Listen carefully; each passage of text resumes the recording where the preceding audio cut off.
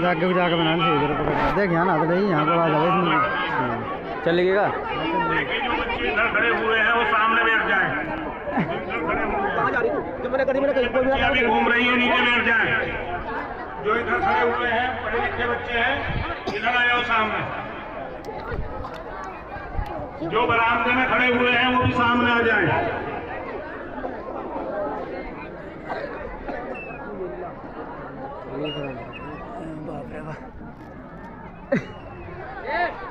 भाई जो पीछे बैठे हुए हैं नीचे बैठ जाए। ये दीनी मजलिस है। दीनी मजलिस का एहतराम बेहद जरूरी है। नबी करीम सल्लल्लाहु अलैहि वसल्लम से इस मजलिस की निस्बत है। जितना हम इस मजलिस का एहतराम करेंगे तो गोया के हमारी मोहब्बत नबी करीम सल्लल्लाहु अलैहि वसल्लम से पुख्ता होगी और मजबूत होगी।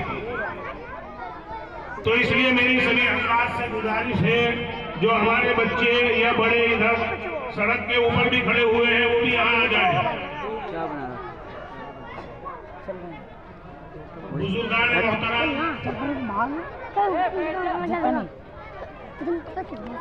अल्लाह रब्बुल इज्जत ने हमको मुसलमान बनाया, ये अल्लाह का बहुत बड़ा एहसान है। और मुसलमान के माना है मानने के। मुसलमान के माना क्या है? मानने के, यानी जो कुछ उसको कहा जाए उसको माने।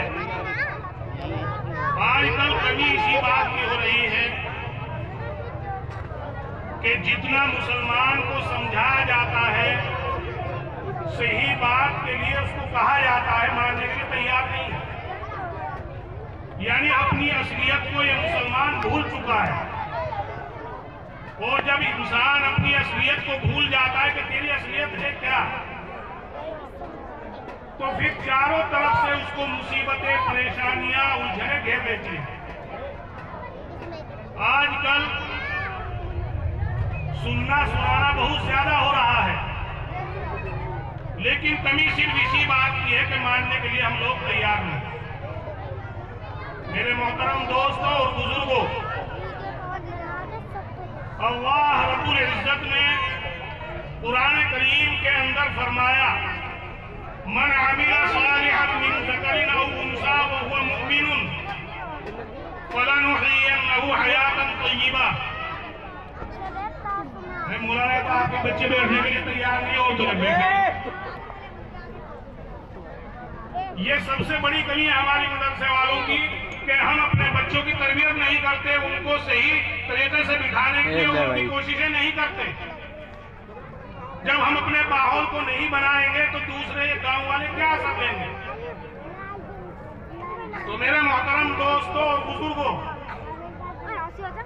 अल्लाह रब्बुल इज्जत ने कुरान करीम के अंदर ये इरशाद फरमाया, मन अमिला सालिहन मिन ज़करिन औ उन्सा व हुवा मुमिनुन फलनुहयिन्नहु हयातन तय्यिबा। हर इंसान ये चाहता है कि मेरी जिंदगी जो है ऐशो आराम के अंदर गुजरे। चाहता है नहीं चाहता बताओ? दुनिया के अंदर हर एक इंसान आकर ये चाहता है कि तेरी जिंदगी पाकीज़ा जिंदगी गुजरे, तेरी जिंदगी के अंदर कोई परेशानी, कोई उलझन न आए, चैन और सुकून के साथ तेरी जिंदगी गुजर जाए। यह हर एक इंसान की तमन्ना होती है, चाहे वो मर्द है चाहे औरत है, चाहे वो बड़ा है चाहे छोटा है। हर एक बच्चे नीचे बैठ जाओ भाई, जो बड़े हैं सामने ये आगे को मिलकर बैठ जाइए। बच्चे तो इसी तरह, बच्चों का काम तो चलना फिरना है, इसी तरह चलते फिरते रहेंगे। भाई सामने देखो, मौलवी रईस साहब जो तुम्हारे पीछे बैठे हुए हैं, बैठे हुए तो पिंडाल के अंदर हैं लेकिन देख रहे हैं इधर उधर। अब जब इधर उधर देखेंगे तो फिर कहने वाला क्या कहेगा जब तवज्जो ही नहीं होगी। तो सबसे ज्यादा जरूरत इस बात की है, मैं आप हजरात को ये बतला रहा हूं कि हर इंसान की तमन्ना और कोशिश ये होती है कि उसकी जिंदगी सही गुजरे। होती है नहीं होती? अल्लाह रब्बुल इज्जत ने इस आयत के अंदर, जो आयत मैंने तिलावत की, उसके अंदर अल्लाह ने यह इरशाद फरमाया, मन आमिला सालिहन मिन ज़करिन औ उन्सा व हुवा मुमिनुन फलनुहय्यन्नहु तय्यबा, कि जो मर्द या औरत अच्छा अमल करता है, हाल ये कि वो मुसलमान हो, तो उसकी जिंदगी बेहतरीन जिंदगी गुजरेगी। ये अल्लाह ने खास तौर से इस आयत के अंदर हमारी जिंदगी का वो निचोड़, कि जिसकी हर इंसान के अंदर तमन्ना होती है, हर इंसान क्या होगा,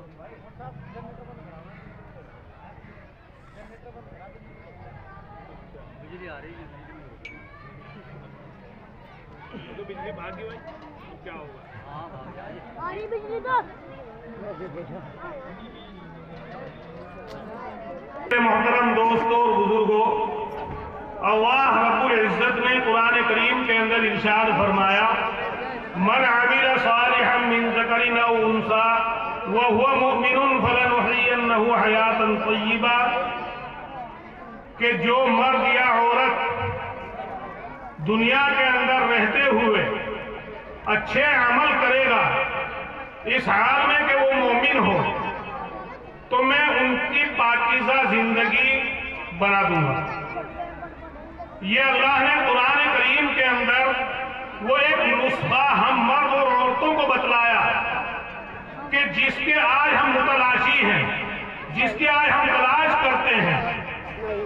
मैं बतला रहा था, तमन्ना ये है हमारी सबकी, चाहे वो मर्द हो या औरत हो, कि इनकी अच्छी से अच्छी जिंदगी गुजर जाए, बेहतरीन जिंदगी गुजर जाए, दिमागों के अंदर टेंशन ना हो, घरों के अंदर कोई परेशानी ना हो, आपस में कोई लड़ाई झगड़ा ना हो।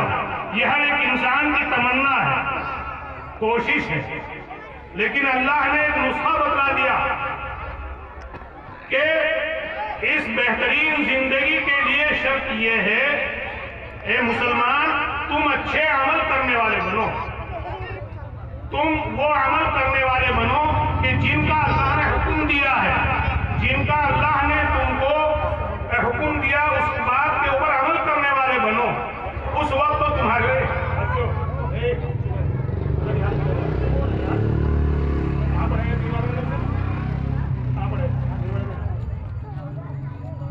जब मदरसे वाले इस तरह करेंगे तो फिर ये उन का क्या हाल होगा, ये खेल बना रखा। तो मेरे मोहतरम दोस्तों और बुजुर्गों, अल्लाह ने इस आयत के अंदर हमको ये हुक्म दिया कि तुम वो उसूल और वो तरीका इख्तियार करो कि जिससे तुम्हारी पाकीज़ा जिंदगी बन जाए, जिससे तुम्हारी जिंदगी के अंदर ऐशो आराम आ जाए। लेकिन जिंदगी को पाकीज़ा बनाने के लिए उलमाए किराम ने 5 उसूल लिखे। कितने उसूल लिखे? 5 उसूल। गौर से सुनने की बात है कि अगर तुम अपनी जिंदगी को सही बनाना चाहते हो, अपनी जिंदगी में आराम चाहते हो, तो 5 चीजें तुम्हें इख्तियार करनी पड़ेंगी। चाहे वो मर्द हो, चाहे औरत हो, चाहे बड़ा हो, चाहे छोटा हो, 5 चीजें अगर तुमने इख्तियार कर ली तो इंशाअल्लाह तुम्हारी जिंदगी ऐसे आराम से गुजरेगी। वो 5 चीजें क्या हैं? उलमाए किराम ने सबसे पहली ये बात बतलाई कि इल्म के मुताबिक अमल करना। अब यहाँ एक सवाल ये होता है कि इल्म तो उलमा के पास होता है, तो इससे तो ये मालूम हुआ कि अमल करने का काम उलमा का है। हमारे नौजवान जो बेपढ़े हैं, जिन्होंने आलिमियत का कोर्स नहीं किया, या उनके पास मौलवियत की या हाफिज की या कारी की कोई डिग्री नहीं है, तो इस इल्म का नाम सुनकर वो इस बात के शुबे में पढ़ सकते हैं कि जब इल्म नाम ले लिया तो ये तो उलमा का काम है। लेकिन गौर से सुनिए कि इल्म नाम है जानने का। इल्म ये अरबी का लफ्ज है, इसका नाम, इसके माना है जानना। और जानने के एतबार से चाहे वो आलिम है, चाहे वो जाहिल है, चाहे वो मर्द है, चाहे औरत है, अल्लाह ने फरमा दिया कि जितना तुम जानते हो उसके मुताबिक सही अमल करो। तो इसमें सब आ जाएंगे, इसमें आलिमों की या कारियों की या हाफिजों की या मौलवियों की कैद नहीं रहेगी, हर एक मुसलमान उसके अंदर आ जाएगा। तो मेरे मोहतरम दोस्तों और बुजुर्गों, अब सुनिए, क्या हम जानते नहीं हैं कि झूठ बोलना गुनाह है? बताओ, क्या हम जानते नहीं हैं कि वो झूठ बोलना गुनाह है? हर एक जानता है, लेकिन झूठ बोल रहा है। तो बताओ अपने इल्म के मुताबिक अमल है या नहीं है? क्योंकि जब जान रहा है वो झूठ बोल रहा है। तो ये झूठ बोलना, इसको भी आज हमने दूसरा तरीका और अच्छे अल्फाज से ताबीर कर दिया कि हम झूठ नहीं बोलते, हम तो बहाना करते हैं। यानी उस्ताद के पास पहुंचे, उस्ताद ने पूछा कि नमाज पढ़ी, बहाना कर दिया। हालांकि झूठ है, अगर कहा जाए तो ऐसे बहाना कर दिया, मैंने तो झूठ नहीं बोला। यानी शैतान ने इस झूठ के लफ्ज को भी हमारे दिमागों के अंदर उल्टा घुसा कर उसको अच्छाई के तरीके से साबित करने की कोशिश करा दी। इसी तरीके से बाप अगर उससे पूछता है बेटे से कि भाई तुम कहां गए थे? गया था दोस्त के साथ, गया था ताल्लुकदार के साथ, लेकिन बहाना कर दिया कि मैं तो यहीं गया था। है नहीं ये बातें? तो मेरे मोहतरम दोस्तों और बुजुर्गों, बेहतरीन जिंदगी गुजारने के 5 उसूल उलमा ने बयान किए। उनमें से एक उसूल ये है कि जितना इल्म हो उसके मुताबिक आदमी अमल करे। यानी जितना जानता है उसके मुताबिक अमल करे, तो फिर तो वो सही जिंदगी गुजार सकता है। और अगर अपने इल्म होने के बावजूद उसके मुताबिक अमल नहीं करता, तो समझिए कि उसकी जिंदगी सही नहीं गुजरती। आज बतलाओ कि हर आदमी ये जानता है कि हमारे ऊपर बालिग होने के बाद, चाहे वो मर्द है चाहे औरत है, 5 वक्त नमाज फर्ज है, यानी नमाज पढ़ना जरूरी है। जानता है नहीं जानता? बतलाओ। लेकिन पढ़ता नहीं। तो जितना जानता है उसके ऊपर अमल हुआ? हरगिज़ नहीं हुआ। इसी तरीके से हर एक नौजवान ये जानता है कि माँ बाप की बेकदरी करना गुनाह है। माँ बाप की बेकदरी गुनाह है, लेकिन माँ बाप की बेकदरी कर रहा है जानने के बावजूद। तो बताओ अपने इल्म के मुताबिक अमल है? हरगिज़ नहीं। इससे और ज्यादा ले लीजिए कि हर आदमी ये जानता है कि पानी की नाकदरी करना हमारी शरीयत में सही नहीं है। गौर से सुनने की बात जो आज हमारे अंदर पाई जा रही है। लेकिन जब बिजली आई और समर सेविल का बटन दबाया, वहां पानी की एक बाल्टी की जरूरत, लेकिन कितना पानी बहा जा रहा है बेकार नालियों के अंदर। तो ये पानी की नाकदरी है नहीं है? हमारे जो बड़े बैठे हैं यही सोच ले कि इनके जमाने के अंदर पानी का लेवल 20-25 फुट में था जी, और अब लेवल कहा जा चुका? 60-70 फुट 100 के करीब जा चुका, नहीं जा चुका? तो ये जो नाकदरी हो रही है जानने के बावजूद, तो उसकी वजह से अल्लाह ने जो नियामत हमको दे रखी थी, अल्लाह उस नियामत को आहिस्ता आहिस्ता उठाते हुए जा रहे हैं। इंसान तो अपनी अक्लमंदी सोच रहा है कि अब तो साइंस का दौर हो गया, अब अगर 100 फुट पर मुझको पानी नहीं मिलेगा 150 फुट से ले लूंगा, 150 फुट पर नहीं मिलेगा 200 फुट से ले लूंगा। यह हर एक इंसान के दिलो दिमाग में है। लेकिन कभी इंसान तूने ये भी सोचा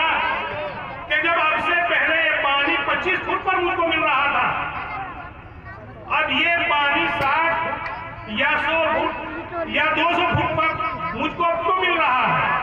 कभी सोचा? नहीं सोचा। उसकी वजह यही है कि जो इल्म हमारे पास है कि ना कदरी करना किसी चीज की, अल्लाह ना कदरी की वजह से उस चीज को उठा लेते हैं। तो इसलिए मेरे मोहतरम दोस्तों और बुजुर्गों, आज हम पानी के इस्तेमाल में भी एहतियात रखें। यह नहीं कि टूंटी खोल दी, वजू करने वाले वजू कर रहे हैं, बात भी चल रही है और वजू भी कर रहे हैं। पहले एक लोटे में पानी में वजू हो जाया करती थी और अब एक लोटे की जगह 6 लोटे इस्तेमाल हो रहे हैं। वहां पर भी बेकार पानी इस्तेमाल हो रहा है। इसी तरीके से हर एक इंसान